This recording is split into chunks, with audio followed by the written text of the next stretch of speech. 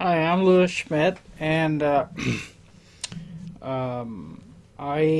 went to 1W service in Los Angeles, California in 1961. And the expectation was that I was going to be a caseworker, a social caseworker in a large county hospital, Los Angeles County Hospital. And when I got there, after I got there, they said that conscientious objectors were not permitted to be counselors, and that I would be assigned as an orderly in an emergency room. And this was a little bit different than what my expectation was. However, I did that for a while. After about 2 months, I heard of an opening for another opportunity in Southern California that I knew nothing about, but through a friend, they said that they were interested in me because of my background, my educational background. I graduated from Bethel College in the spring of '61 with a bachelor's degree, majored in social studies, secondary education, and minored in the math and sciences. And they were most interested because I had a minor in math and sciences. So I went for an interview and was offered the job, and I told them what my situation was. They said, well, I think we can work that out. So I actually, after 2.5 months working in the emergency room of Los Angeles County Hospital, where I absolutely learned a lot. I had lots of patient contact. I saw a lot of various kinds of people, met a lot of different kinds of people. But I decided, okay, this sounded like that was something that I could take a chance on. I was then received a letter several weeks later from the draft board of California saying that I had broke the law by doing that, and that I could be prosecuted. And of course, in those days, there wasn't a lot of sympathy for conscientious objectors, so I was shaking in my boots for a while. They sent me another letter that said, well, they would waive prosecution if I simply started my time over. And I said that would be okay with me. Be okay. So anyway, that began my 2 years of service in lieu of the military service. And I worked as a nuclear medicine technologist and stayed in that field for the rest of my professional life. I worked in the field 50 years and really enjoyed what I did because I got to talk about peaceful uses of radioactive substances. In that day and age, there was a lot of fear that there was going to be a nuclear war, and so I got to reassure a lot of people that yes, there was some very devastating effects of that kind of use of radioactive materials, but there was also really a lot of research going on that we found a lot of peaceful uses for radioactive materials. And so I got lots of opportunity to talk to people about my convictions about peace just through that kind of an experience.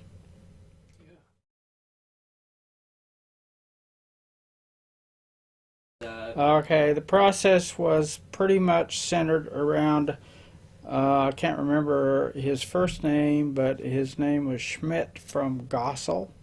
And he counseled a lot of us who had chosen to be conscientious objectors and found placement for us.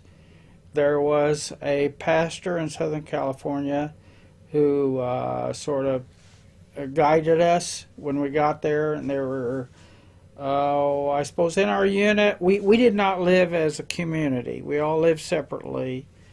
But in our area working there, there were probably about 10, I would say. We were relatively small compared to other facilities or groups like in Denver or maybe Indianapolis or Chicago or even the East Coast where some have served. But we did not live in community. We lived separately. And we attended the same church, so that was sort of the connecting point.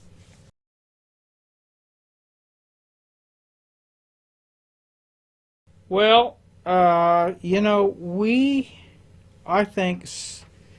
were the generation that had been a lot of groundwork done.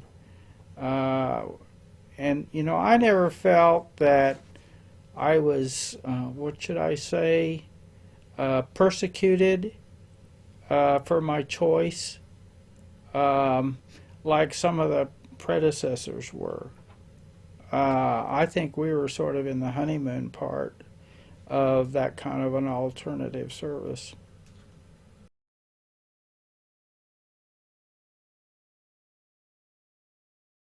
Oh, no, not really. I worked in a Seventh-day Adventist hospital. Uh, the Seventh-day Adventists are another one of those groups that are sympathetic toward conscientious objectors, and some of them are conscientious objectors. So I felt no, particular exclusion by working there, and they welcomed me with open arms.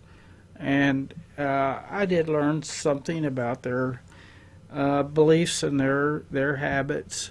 So that was, that was a new experience. I think the biggest trauma was living in the big city. At that point, and it is still true today, Los Angeles was growing at like 1,000 people a day. 1,000. I couldn't wrap my mind around that kind of a situation. And when we tried to get,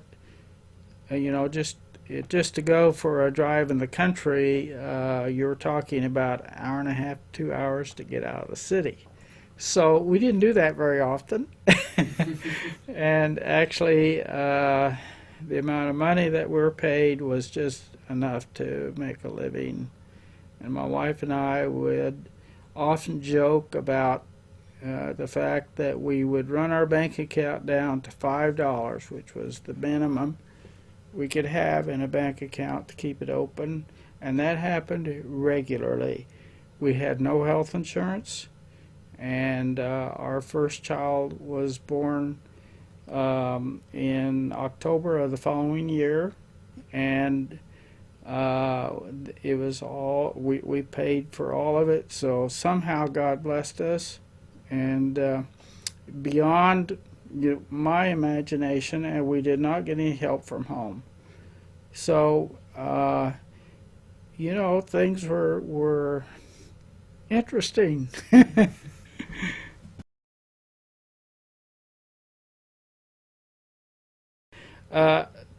Radioactive materials are really just radioactive atoms of a stable atom, and in that day and age, we got a lot of our products that were chemically separated from nuclear waste. So we had a lot of reactors going at that time. Most of them were producing enriched uranium for weapons, but there's a big trash pile out there. And in that trash pile, they found a lot of these radioactive atoms that could be separated, chemically separated. And then what they would do is they would label them to different products that might be common to your body. For example, iodine is used by your thyroid, and we utilize iodine as part of our production of thyroxine for the body.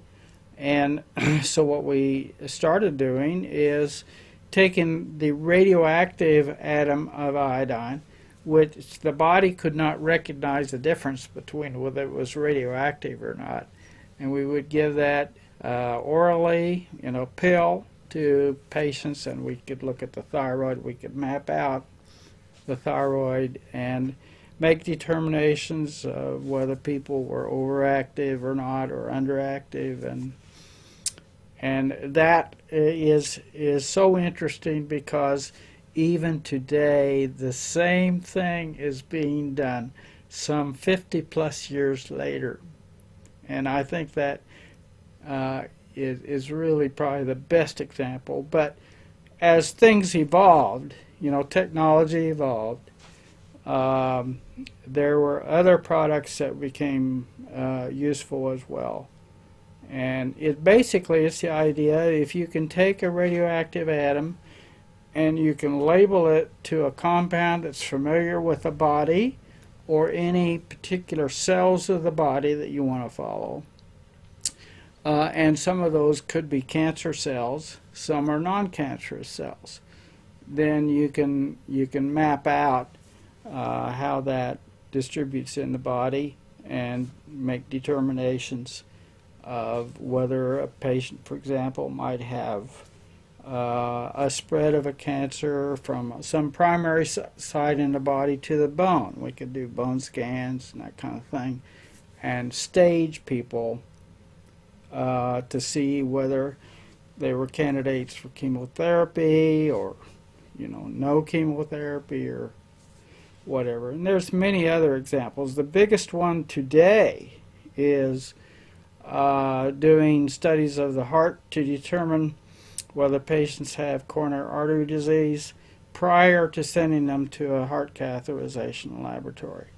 Heart catheterization contains a significant amount of risk, and many places do so-called nuclear stress studies on patients, which use the radioactive material in conjunction with stressing a patient, either chemically or on a treadmill or a bicycle. And when you stress the patient, the coronary arteries that are diseased do not function as well. So if you give this product, then you can tell which ones are functioning, which ones are not, and determine whether that patient is a candidate for catheterization and subsequent therapy. And it's a non-invasive way of doing it. It's really quite neat. And that particular study, even today, is very, very popular. And of course, my interest was mostly in not only from the use of the products, but how you map out. And I was used to working with big machines, and I saw technology from the time they started using transistors in electronics until we get to solid state systems that we have today. Same systems are used in your cell phones, and so I was able to see that technology development. And that was the most interesting part.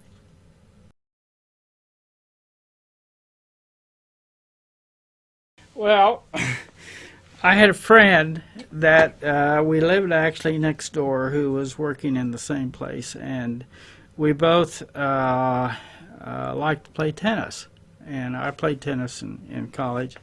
But anyway, every Friday afternoon we would play tennis. And the neat thing about it was, since we were working at a Seventh-day Adventist hospital, they closed down by Friday at sunset. and they would let us off at noon on Friday. We only worked 4.5 days. They respected our Sabbath, which was on Sunday. Theirs was on Saturday.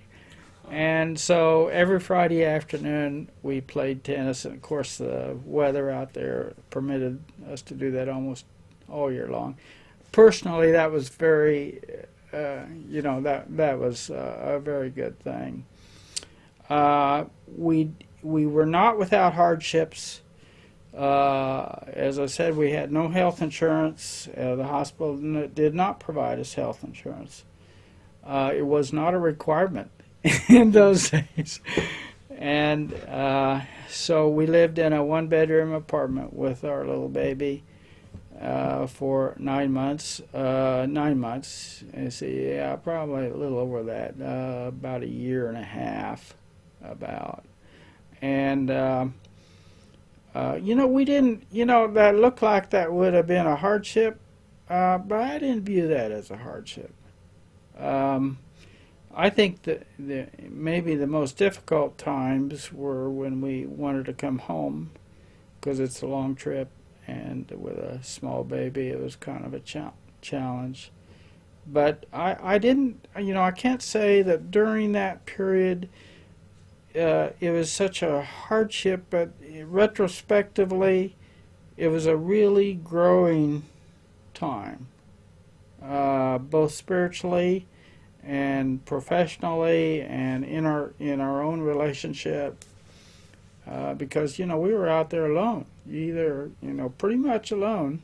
You had a few friends, but you didn't really have a community, so you had to get used to this idea of being alone.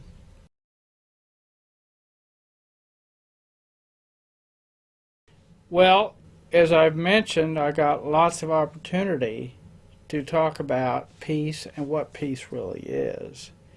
That it comes from within, and that we're using this radioactive material on you, but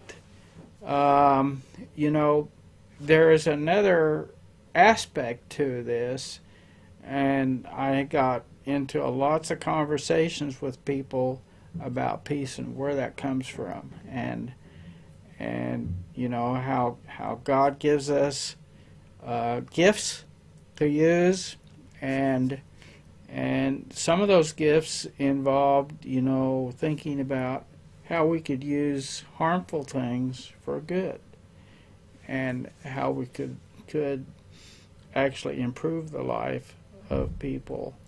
And I felt that constantly, that pull to share that with people whenever I had time. And I think that was helpful, the idea of being able to share your faith and share your life at the same time.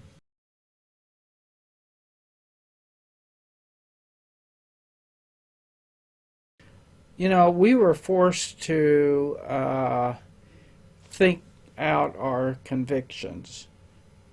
Today, you're not necessarily forced to do that, although there's still a lot of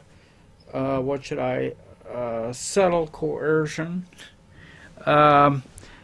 to serve your country in a way that is harmful to other people in the world,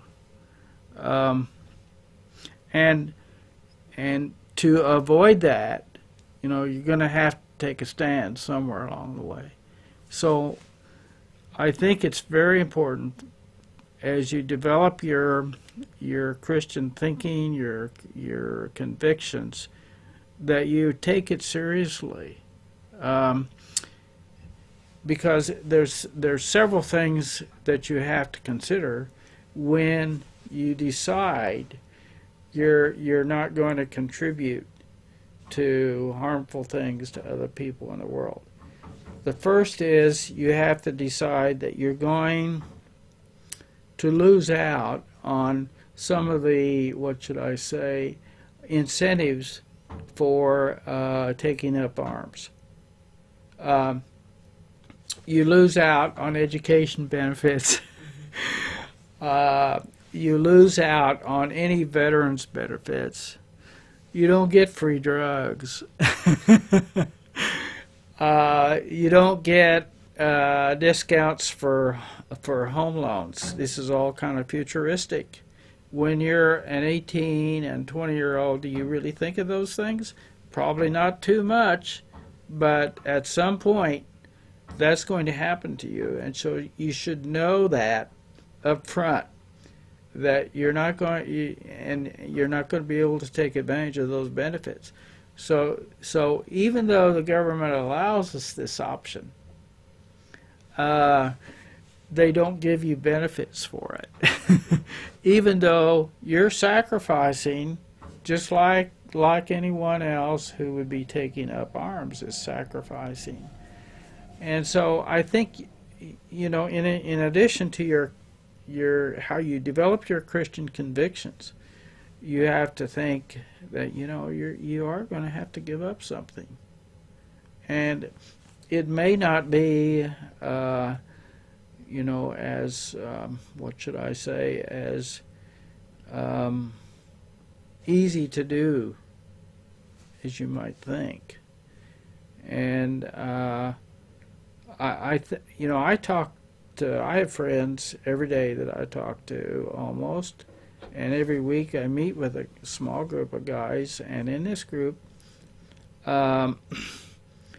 the prevailing thought, and I don't say this critically about them because I like them, I love them very dearly, but the prevailing thought is that the reason our country is not attacked by other countries in the world is because we have 350 million guns out there in households. And I think about that a lot. Yeah. Is that right? I mean, is it right?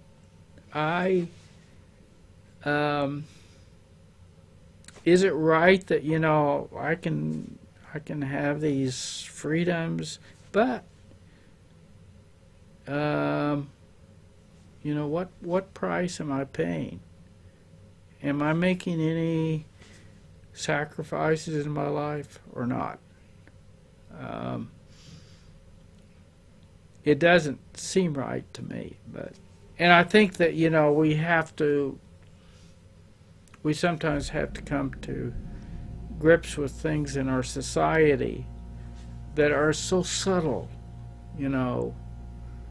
they're so subtle that we don't even become conscious about what's going on around us. And I as I get older, I find that that's more important than what I thought it used to be.